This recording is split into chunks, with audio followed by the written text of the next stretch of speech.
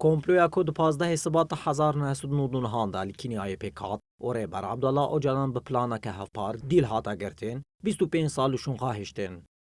پشتی دیل گرتن ریبر عبدالله اوجلان به هزاران خلق رابون سرپیان هر و حال و گروشی رو وکارن سیاسی به دیل گرتن ریبر آپوره خواستن تفگرا شورشگری تک ببین. ریبر کمیتای الهاو آنینه یا کانتونا طبقه مریم حنان آنی زمان کو ریبر آپو نازنامه جن پاراست اجبو آزادی آوی تکوشیا. ریبر آپو لإنسانی که اما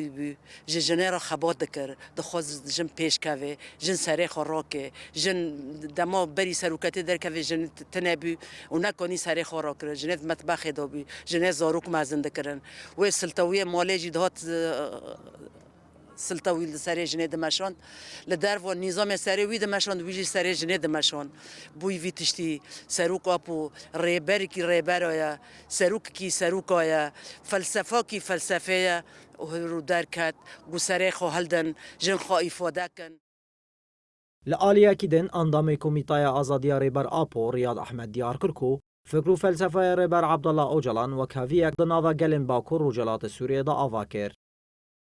فكرة نتوى ديمقراط فكرة سروق أبو درباسي منطقي بو لسروي أساسي وكهفي لسر أساسي نتوى ديمقراط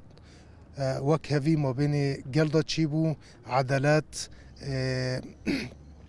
حرتشت لهف بارا ودبو لسروي أساسي أم دبي فكرة سروق أبو